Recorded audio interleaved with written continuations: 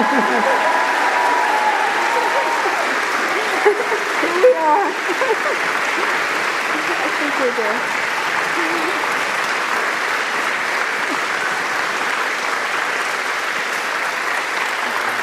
Thank you. Oh, what a treat. And we're sorry we're a tad late, but we'll run a little bit late. So we'll make up for it. I can't tell you what a thrill it is for me to be here with my friend, Nancy Pelosi, the Speaker, the greatest speaker ever in the House of Representatives.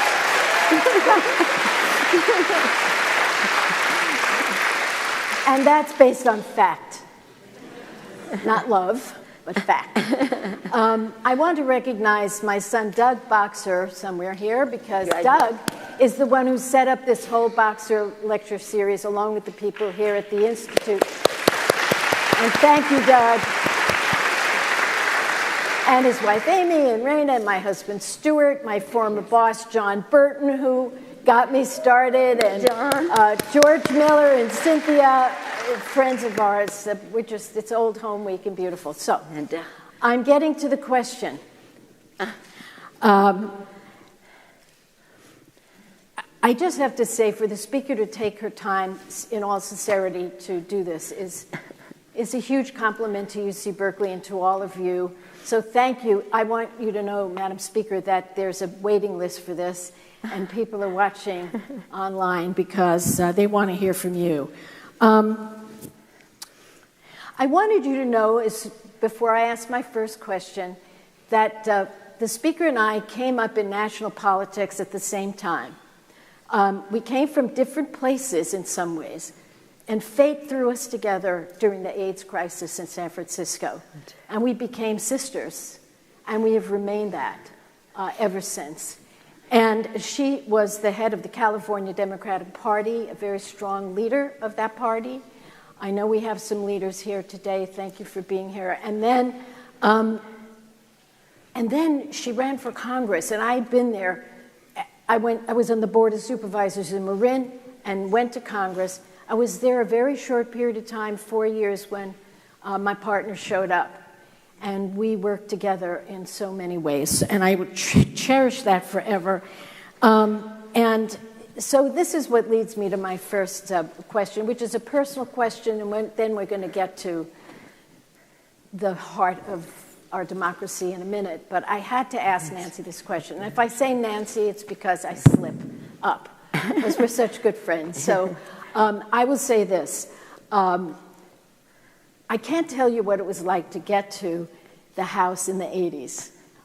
George remembers it. John remembers it. A lot of men. 435 people, and we had 23 women. Nice. And some of them only got there, remember, Madam Speaker, because their husbands kicked the bucket. And so they said, oh, well, let's just go with the wife. So there were so few of us. And the fact that a woman could get into the leadership like this, could work her way up those chairs to win the trust of all these men, it's more extraordinary than you can even imagine. And even now, only 25% of the House and the Senate are made up of women. So put yourself in that situation. So my first question is this. Madam Speaker, you were one of 6 children and 5 brothers and 1 sister. That was you. What prepared you, or did anything prepare you? And your dad was in politics. What prepared you for what you eventually became, a leader of a lot of guys who put their trust in you? Can you share? Well, first of all, let me thank you for the invitation to be here. Thank you, Doug, for setting us up. To Doug and to Stuart and Amy and Rain, your family is here. My daughter Christine is here. And family to us, of course, John Burton and George and Cynthia Miller, the Swigs are here. And Mark DeSaulnier, our colleague, is here. So for us, this is a family affair. And we thank Chancellor Christ for this beautiful auspices on which we can talk about the present and the future. Well, that's what it's all about. It's always an honor to be at Berkeley. I take great pride in having spoken a graduation of the undergraduate school at a school of business years ago. I was just here about a month and a half ago with Chancellor Drake visiting the labs, all about the future, so exciting. So it's really a treat and honor to be here, but a special personal pleasure to be here with Barbara Boxer. She is, how can I say this? She is unique in this respect, in many respects, but in this respect, unique as a politician, and I use the word politician in the most flattering way. I'm proud to be a politician. She's the unselfish politician, always giving opportunity to others, giving credit to others, always, always, always making room for people to find their path. I could not have succeeded in Congress when I went there to begin with without our family of friends and Barbara's friend, like a sister to me in the Congress. So very generous. So thank you, Barbara Boxer, for being that unique special person, an unselfish politician. Thank you so much. Thank you, Madam Speaker. Well, I came from a family of 7, 6 boys, 1 girl. One of the boys died young, and so I raised with 5 brothers, and I was the youngest.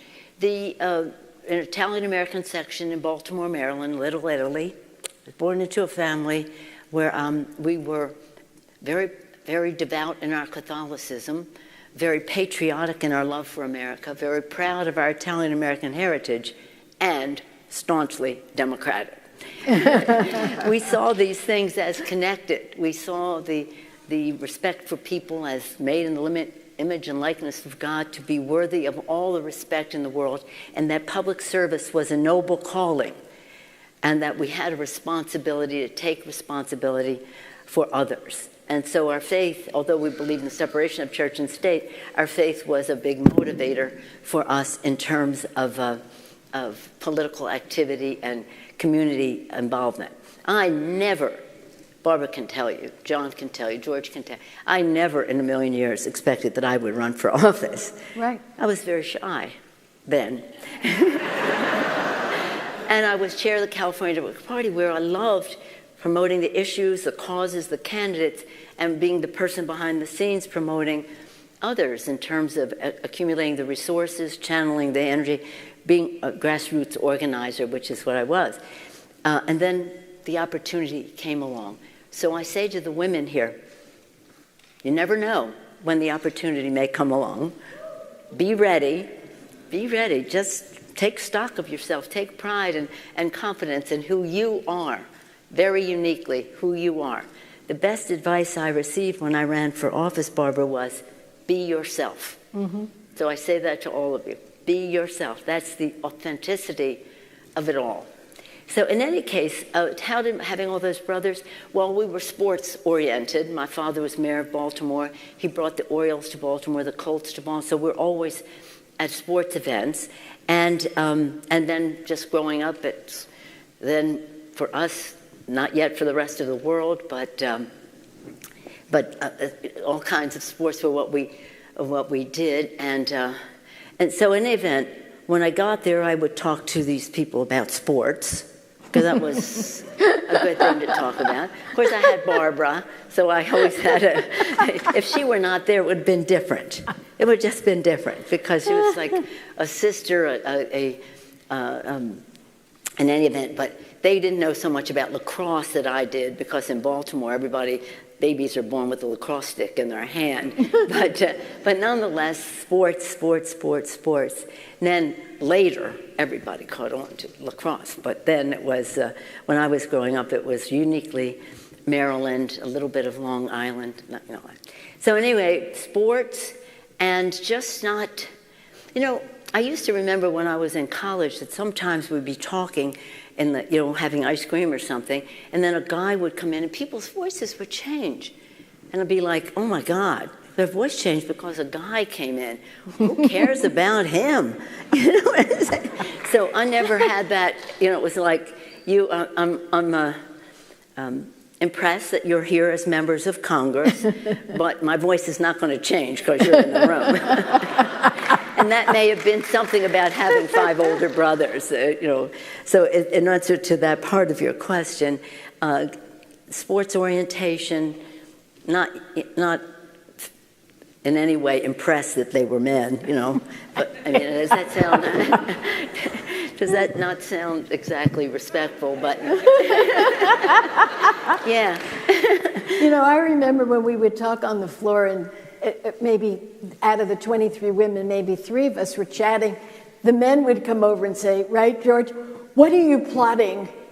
"Nothing, we're just talking."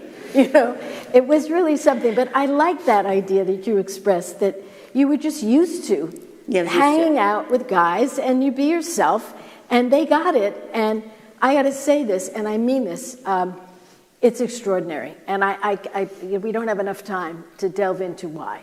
But it's extraordinary when so many men would trust a woman with all that power, all the way to the top. It's extraordinary. So I wanted to see what it was, and I wonder whether my voice changed. It could have. I don't know. When I talk to the guys, maybe my voice changed. I don't remember. No, your voice. But I doubt it, knowing myself.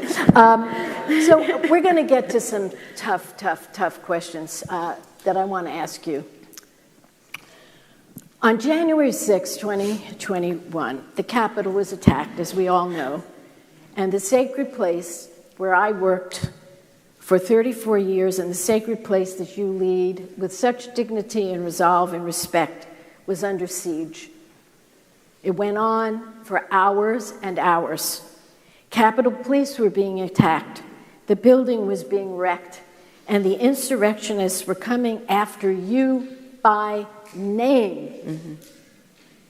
The Capitol had not been attacked since the War of 1812 by a foreign power. So, Madam Speaker, can you tell us what was going through your mind on that very day when it became clear that the police had lost control? The Capitol is a very special place in our life, in our country. Let me just tell you the first time I saw it. I was a little girl. My father was a member of Congress, maybe like about 5 years old or something like that, going over to see his swearing in. And we're the 5 boys, and in those days, no seatbelts, no nothing, just 6 kids in the back of the car. And as we got close to the Capitol, my brothers said to me, Nancy, look, there's the Capitol. I was reading my books, my books. I don't see any Capitol. And then we got closer. There's the Capitol. I said, I don't see it. And then all of a sudden they said, Nancy, it's right in front of you, the Capitol. I said, is it a capital A, a capital B, or a capital C? And there it was, this glorious dome that if any of our colleagues who are here will tell you that when you do not have an emotional response to the Capitol, or that source of pride when you walk onto the floor of the Capitol, there's nothing, being speaker or leader or whip, whatever I was or am, nothing to compare to your own constituents sending you there to represent them, to speak for them. That is the supreme honor. So with House and Senate, this honor in this temple of democracy, recognized the world over, temple of democracy, to be assaulted by these people, not on just any day, Barbara, but on a day designated by the Constitution of the United States for be the day of the peaceful transfer of power in terms of the Electoral College votes being counted and the new president and vice president being ascertained, designated. So it was not just an assault on the Capitol, it was an assault on our Constitution, and it was an assault on our democracy. And that was the bigger picture of it. The disrespect, the danger, all of it was horrible. It's repairable, the building and not my office. But the traumatic effect that it had on members, on staff, on maintenance people who maintain the Capitol, who are being abused verbally and the rest by these people, and terrible terms and all the rest. That traumatic effect is something I'll never forgive them for. But in terms of the assault on the Capitol, democracy, and Constitution, that is something that we must seek and find the truth. Seek and find the truth of. So what was going through my mind? Well, I being raised in a family of all boys and this or that, I was like, let me at them. But, but the security did not have that same thought. and they just pulled me from the podium, and I didn't even take my phone with me because I said, no, I can handle it, because sometimes they act up, they do nasty things verbally and all that in the Congress. And I said, I can handle them. They said, no, this is different. And so they pulled me from the podium, and then we went to an undisclosed location, which everybody in the world seemed to know what it was, except us, because they could see it on TV, I guess. So it was more concern. I didn't care about me because I, first of all, have a lot of security, and I'm up there in age. It's not like I was 35 years old and they were coming after me. But for the other members, it was so traumatizing. So traumatizing. I thought, who will seek this office? Who will come if they think that their lives are in danger here? But this was, I'm telling you something, my friends, this had every bad thing about it. It had racism, it had sexism, it had anti-Semitism, it had every bad thing you can imagine. The things they were saying, the things they were doing, again, the assault on our democracy, instigated by the President of the United States. Instigated by the President of the United States. And that was the part that was, a president is instigating an insurrection against our country and our democracy. And that was the thing that once we were at the undisclosed location where Chuck and I were, Leader Schumer and I were,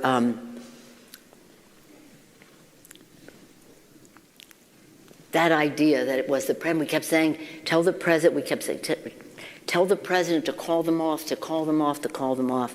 But well, it's not even, well, we could go into him if you want, but let's not waste time. Who wants to talk about him? We want to talk about the future. That's right, exactly. So I have this, thank you for, wasn't that something? You said it all. So I have an interesting question, just as, a former member of the Senate, when I saw those out-of-control insurrectionist crazy people in the Senate going through the desks. I really was having an out-of-body experience at the time. Mm-hmm. And you were right there. Mm-hmm. And I felt guilty that I was safe and away. But here's the question I have that I think not enough people think about. A miracle happened because you made sure the certification of the presidential election continued. This is not given enough stress. And were there those around the Congress who suggested putting that certification aside? Because it's my theory, if you hadn't done that, I don't know where we'd be today. No. So can you give us a little inside color as to, how you made that decision and who, if you can tell us, who was helpful in that? Well, let me just say, the main thing we were doing when we were at the undisclosed location is pounding away at why is the National Guard not there? And the administration really withheld the okay for the National Guard to go. I don't care what they say. They were, it takes a lot, and it's harder to do, and I got to talk to my boss and all that kind of thing, from the Secretary of the Army versus the Secretary of Defense, all of them acting Secretary of the Army. And that was what Chuck and I, and we were just so concerned. I was also concerned that the Vice President was still on the property. They did not take him off the property. So when I was talking to him, I said, I'm very concerned that you're still on the campus. And he basically said, the security, the Secret Service, that's different. We had the Capitol Police, they have the Secret Service. they thought it would cause too much of a thing to have the entourage of the vice president leave when they were seeking him out. We kind of left a little more confidentially than the vice president's motorcade would be. So that was, he was very smart to stay. I'm not sure, and you'll have to ask him, whether the Secret Service wanted him to stay there or they wanted him to go. But he knew if he left, there was probably no coming back. But anyway, so that was one piece of it. The other part of it was, again, pounding away. Where's the National Guard? Why aren't they there? Why aren't they there? Why don't you okay it? Well, you know, it takes a lot. And it was really weird. And now they make up all kinds of things like they were there. They weren't. But the main decision was, we're going back. We're going back. And people said, well, we could bring all the members over here to, now remember it's COVID, and so you have to be spaced and all that. You can bring them over here, and then we can do the whole process. I said, we're going to the floor of the House. Chuck Schumer was very much that way. And to his credit, Mitch was okay with that as well. He wasn't a problem. So the three of us were in agreement. But in the course of the evening, don't tell anybody I told you this, okay? This is just between each one of us. And everybody online and the press who's reporting on it is good. In the course of the evening, you're going to love this, Mitch goes over to Chuck and says, congratulations, Chuck. He realized that the votes of the day before, January 5th, had now proven that Chuck was going to be the majority leader of the Congress. Now, just as an aside, now we'll get back to this.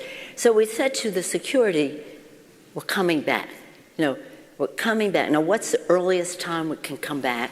It doesn't mean, there's still, blood and glass and everything else on the floor and stuff, but we're coming back.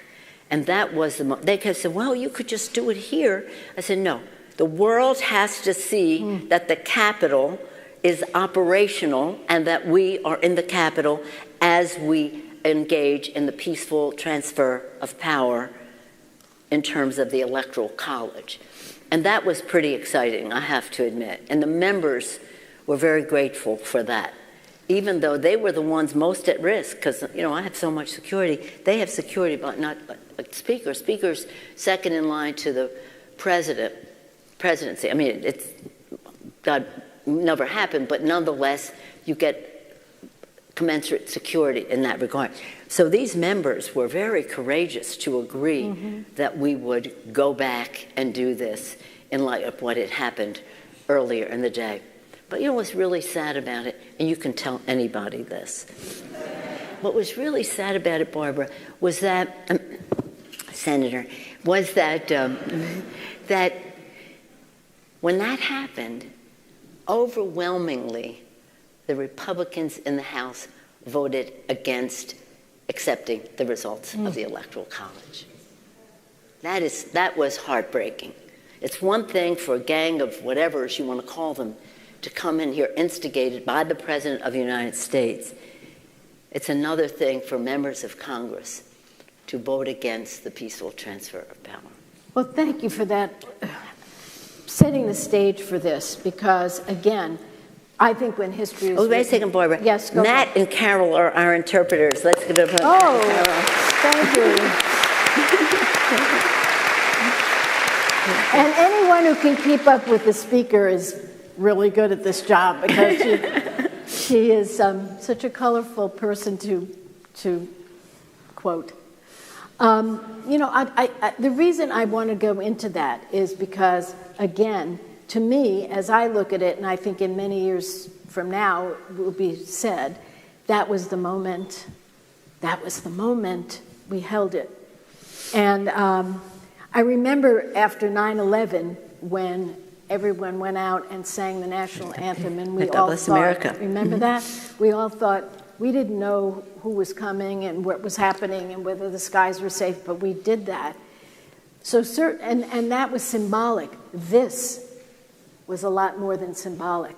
This saved the democracy, and I wanted to make sure everyone here knows why. I mean it. I'm serious. I'm very, very serious. Because of our timing and respectful of everybody's time, I'm going to ask one more question, and then I've got a couple of questions here from those of you out there. So I've got those. So my last question is, this whole discussion is about the fight for democracy, and we have here a pretty broad group of people in terms of age, ethnicity, everything else. I have a feeling most are not Republicans. But how could each of us, whether we're in politics or not, really fight for our democracy, regardless of our age or our station, and regardless of our lives? How can we do that? I know you're so good at inspiring others. Well, let me just say that I hope there are some Republicans here, so I can say to you, take back your party. The country needs...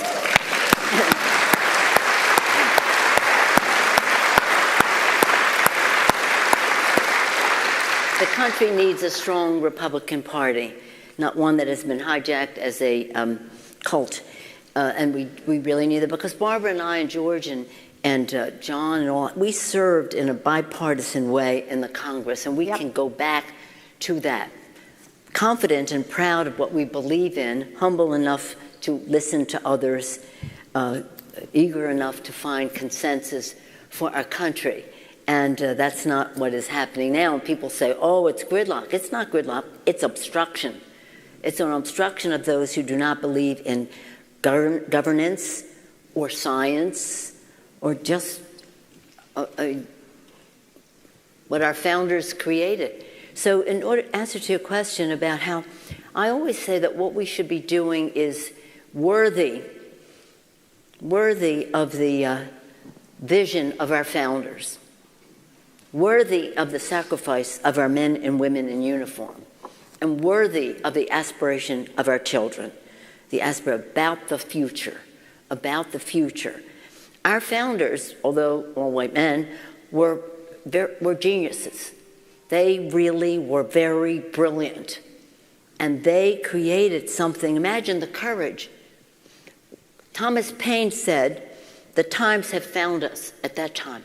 The times found them to declare independence, to fight a war, to win it, to write our founding documents, and to do so in a way that was, thank God, amendable, so that we could always be expanding freedom.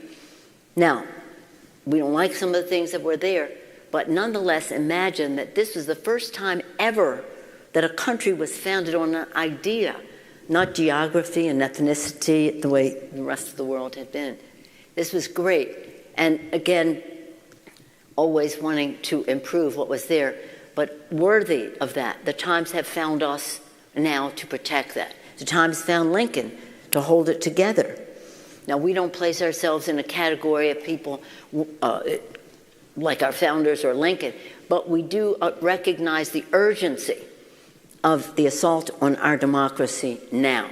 Mm-hmm. So I would say that one of the things that the previous occasional occupant of the White House would do was to undermine freedom of the press.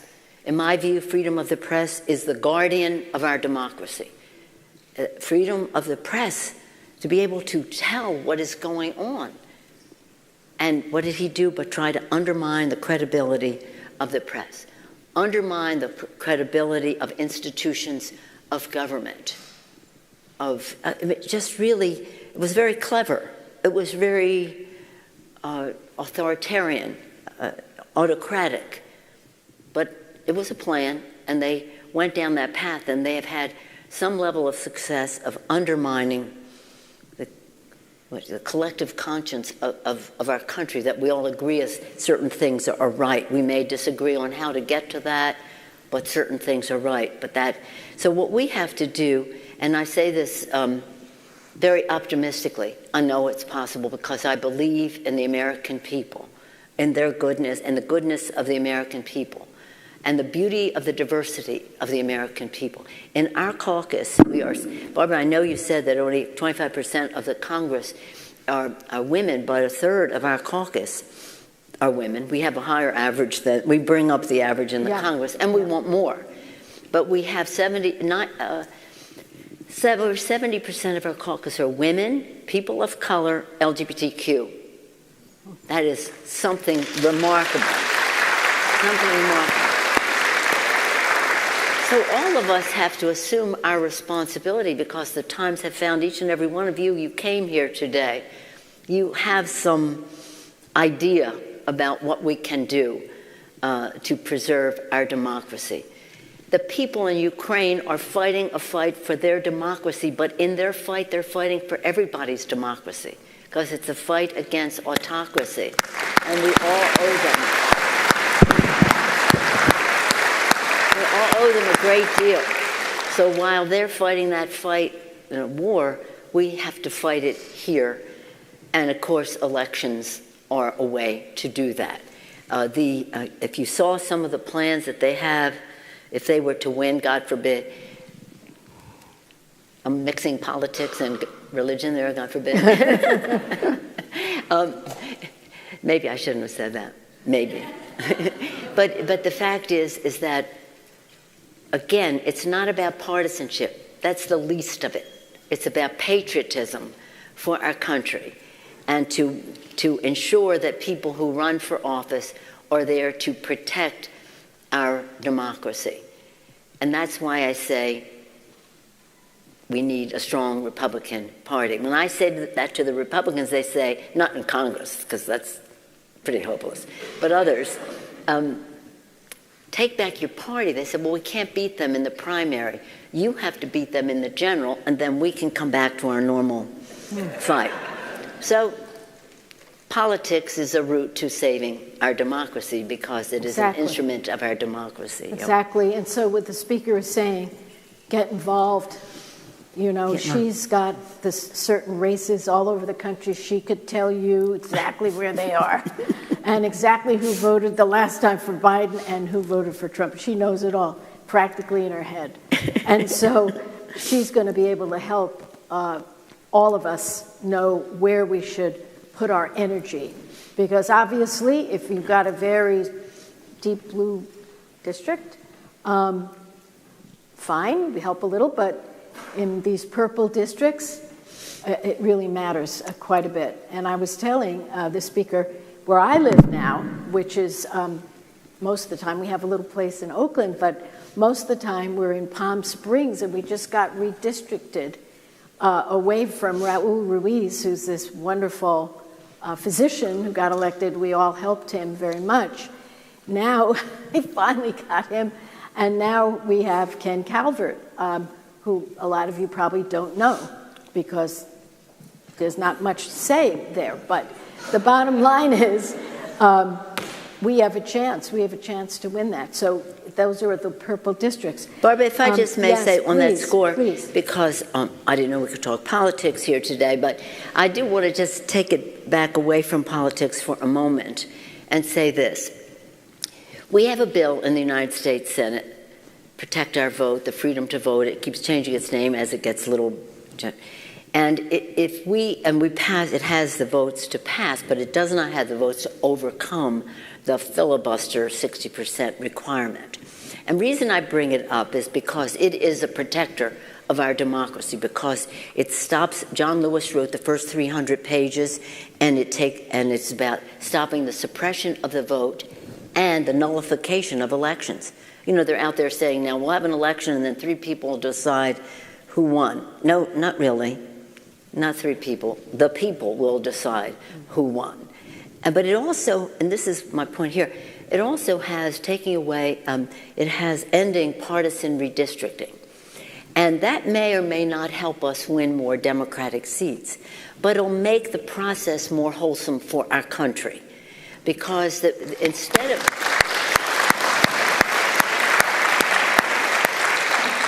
of having these Trumpian districts, there could be more districts where any Republican can win, and then it's a Democratic-Republican fight or political campaign. But it is really important, again, as I say, that this bill is not about partisanship. It's, again, about patriotism. And while we have to take advantage of every opportunity that we have to win because our democracy is at stake, but our fight is for the kitchen table concerns of the American people, and that is what the big difference between the Democrats and Republicans are. Our democracy, too, but people think we'll handle that. They just want to know how it is, and perhaps we'll get around to that in the rest of the conference. But understand, when we fight for nonpartisan redistricting, it doesn't necessarily help Democrats, but it helps the American people. Exactly. No question about it. And I have to make an admission, which I hate, I hate using the word I was wrong, the words I was wrong, but I was wrong. I fought against that commission. And the commission in California turned out to be pretty fair. I mean, I kind of liked it when we drew it ourselves, but I admit I was wrong at the end of the day. Tough to admit. So I'm happy to tell you that students have some questions, and I have them right here. So the first question I'm going to ask you, it's a little bit of a change of pace.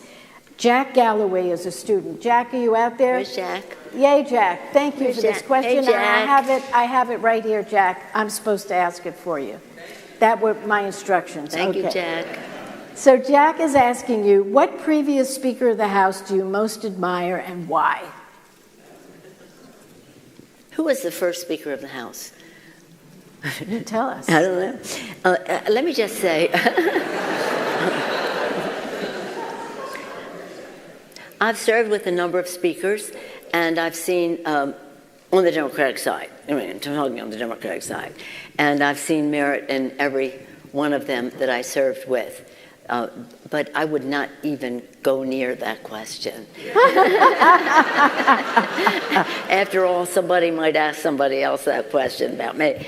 But no, it is, it's funny because it is, everybody brings their own authenticity to the table.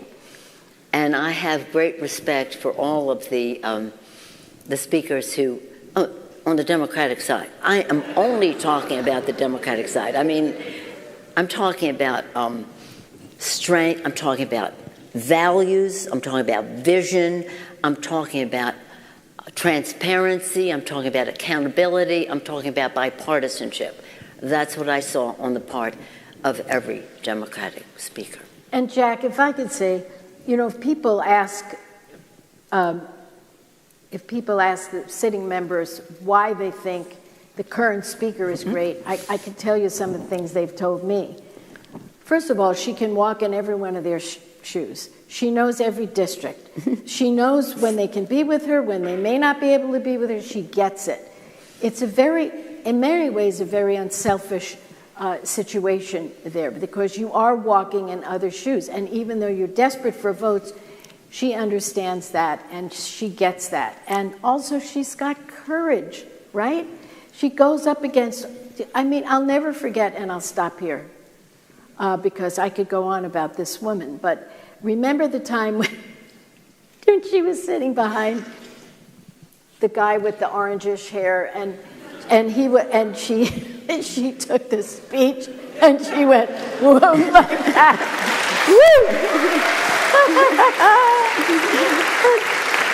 She didn't have to say one word, not one word. But let me just say on that score, here you are. I never intended to run for Congress, and I certainly never intended to run for leadership. But when the opportunity came, I was ready. So I was very policy and legislative oriented. So I knew my brief there as Speaker.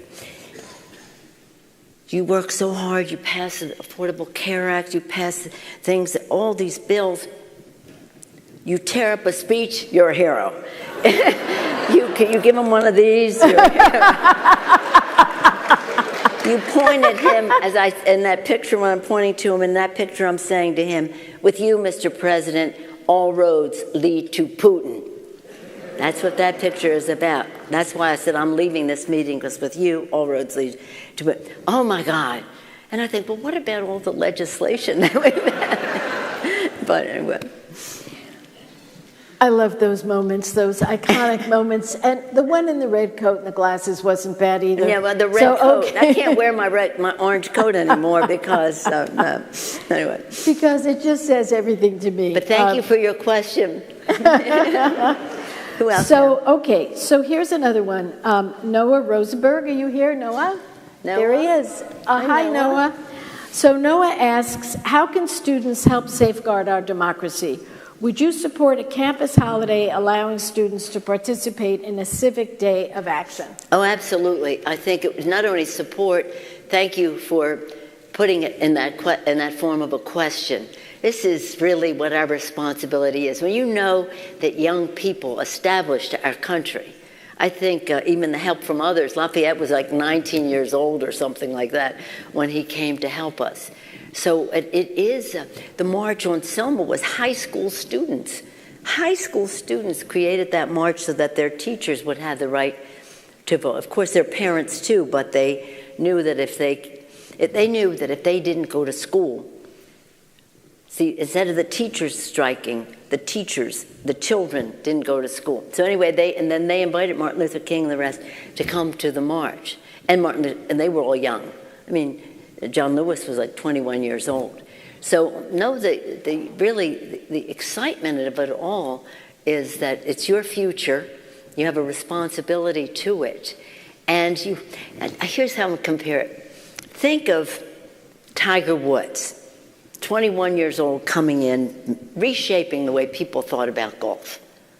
Think about Steph Curry, young guy coming in. Yes, I will think about Steph Curry. And when you see how fresh eyes and new thinking, and not complying with any past formula, but just bringing in that fresh approach is so very, very important.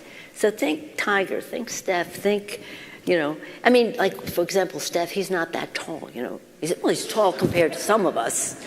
But, so other people think, I could do that. I can do that. He's not like 6'9", I couldn't do that, right? So, but if you have to other people think that they, too, have their role to play in it all. And no, it's very exciting. It's a tremendous opportunity. And the Times have found our young people today to save our country, whatever direction it goes in, just so long as it's democratic. I mean, with a small d democratic, not the big D democratic. We know exactly what you mean, and we love you for it all. Thank you, Noah. David Ortega, alum and staff. David, are you here? Somewhere? There's David. Hi. Anyway. So David has an interesting question about how the parties became so divided. And Madam Speaker, I want you to know, when I ran for the first time in office, George Herbert Walker Bush was on the board of Planned Parenthood. Do you see what I'm saying? And my mentor, one of my mentors, was a Republican named Peter Behr, B-E-H-R, was a state senator, a wonderful man, environmentalist. Champion. And I got those environmental credentials and ideas from Peter Behr. Now, all of a sudden, we're in a different situation now. And when I tell a lot of young people, when I do speaking, that these Republicans help, and we were fighting over the same groups. Who could win the women's vote? Republicans were for the ERA. Now look where we are. So this question is so important. And I have my own thoughts, but we're here to hear yours, which I have to keep reminding myself because I'm a former senator and I think everyone wants to hear me. How have the parties become so divided, Madam Speaker? And is there a chance, in your opinion, that there will be bipartisan politics in the near future? Well, thank you, David, for your question. I think it started in sort of the 90s. The 90s are when, well, it goes way back further than that. Follow the money. Way back when, decades ago, maybe the 70s like that, after the 60s, there were people who decided that they were going to put big money into these foundations in order to protect the free enterprise system from the hippies of the 60s. No, I'm telling you what it is, okay? So this big time money came along, big money, and it was into these, you don't pay tax, they put it into foundations. Then in the 90s, the Republicans used that money, big time money, to win the elections. They weren't supposed to really, because it's not political money, but it was messaging money. And a certain speaker came along and used that and won. And it was, think of any issue, think of gun violence protection. All aligned with this pro-money group. Women's right to choose, pro-money out there against it. See, any of these, climate, saving the planet, pro-money against. Pro-money against. So it was a way to protect the financial assets of the rich. The free market system was not in danger. It wasn't a reason, it was an excuse. But it was big money, and it still is endless money. Endless money. Now, I don't paint all of those very wealthy people as racist, anti-Semites, and whatever Trumpian, but that's how they vote. And these other people, if you go to a rally and you see a sign saying pro-life, you can bet on the outside it says cut taxes. Mm-hmm. You see one that says something about the environment, cut taxes. It's just the way it is. So we have to just take our country back for America's working families. The middle class is the backbone of our democracy, and it has a union label on it. It has a union label on it. So we have to give workers, we have to empower workers and working families, whether they're union or not, but nonetheless, that they are the source of strength, the backbone of our democracy. So I appreciate your question, David, but that's what happened. It went money all the way. As Barbara said, Peter Bear was a champion on environment. We were used to bipartisanship on the environment and others. I just laid to rest in the Capitol George Miller's good friend, Don Young. We disagreed on a lot of subjects, but we had a good rapport in terms of where can we find a compromise in all of this. So it is, that's the path it took. And if money, you know how they say, oh, the Republicans, they are so clear on the message. They all say the same thing. Well, money rules the message. We are the Democratic Party. We want to have a solid, clear message in the elections as they come up. But we're not a lockstep, rubber stamp party. And we get criticized for that. People say, well, why aren't you all boom, boom, boom? Well, because we're democratic, literally, figuratively, and in every way. So I do think that your question is important, not just because of what's happening right this minute, but what is about the future of our country. That we really have to have fairness. If there's one word that is about opportunity, it's about fairness. And this president is as the fairest person.